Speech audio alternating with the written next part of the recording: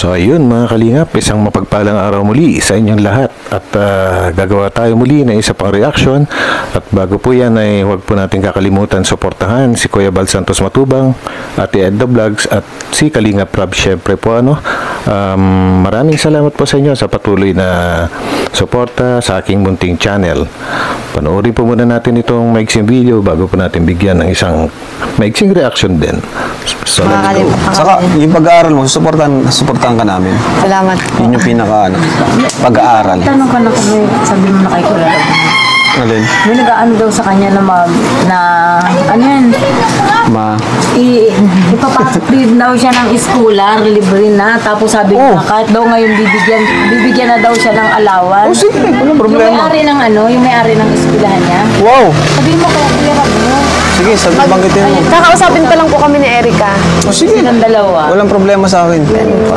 Alam mo, di kami sarado sa mga gustong tumulong kina Erica, kina Joy. Paalam ka muna kay Kuya Rob mo. Magsabi Anong ka school? muna. Anong school? Yung sa Hope, yung may-ari. Seryoso? May kakilala po sila. Wow! Sa TESDA po. Palakpakan natin bro, palakpakan natin. Mag-ano na daw Thank you.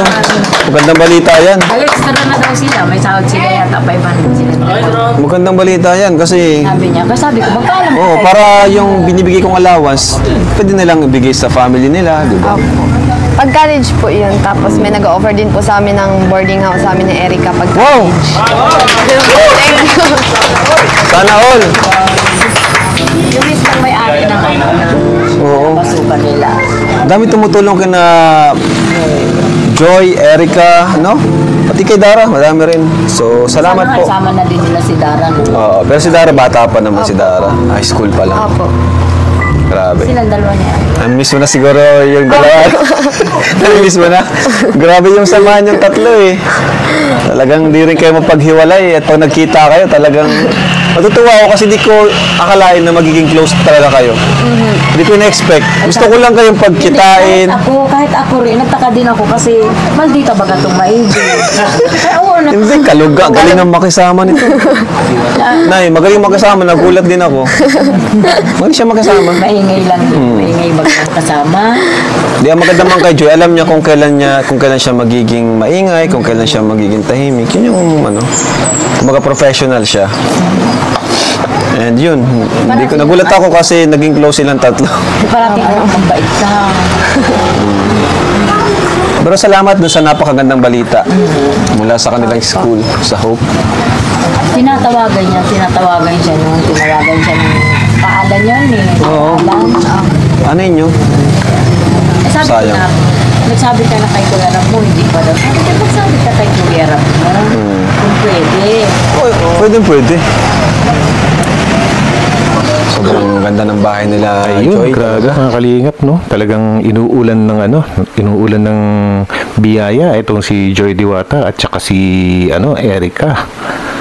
Ang dami na nilang blessings pero tuloy-tuloy pa rin ang pagdating at ito nga may bago na namang blessings na dumating tungkol sa kanilang college scholarship, which is talaga namang si Kalingap Rob yung talagang tutulong sa kanila sa kanilang pag-aaral, no? Pero yung mismong school nila nag-offer din ng scholarship at eto ka, magiging doble na at sabi nga ni Kalingap Rob, magandang balita yan dahil yung ibibigay ni Kalingap Rob, yung pera na manggagaling sa kanya ay pwede na nilang itulong yon sa kanilang pamilya. Ay, grabe po, at saka meron din pong nag-offer ng libreng boarding house. So wala na talaga sila halos gagastusin. Yung mga siguro pagkain na lang, tsaka kung mga personal effects nila, kung ano-ano pa. At least libre na yung sa pag-aaral, tsaka matitirhan nila. Ang laking bagay po yun. Wala na silang po problemahin, no? Yung mga magulang nila, wala nang po problemahin sa gastos at malayang-malaya silang makapag-aral. At sana, yan ang talagang bigyan nila ng halaga dahil sa dami na tumutulong sa kanila ay samantalahin nila na ayusin ang kanilang pag-aaral dahil yan naman po talaga ang gusto ng Kalingap, yung makatapos sila ng pag-aaral.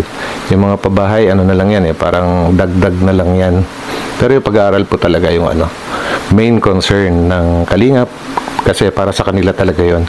Hindi na mawawala kahit kailan. So yun mga Kalingap, maraming salamat muli sa pagsubaybay sa aking munting channel at magkita-kita po tayong muli sa aking susunod na uploads. God bless us all. Bye-bye.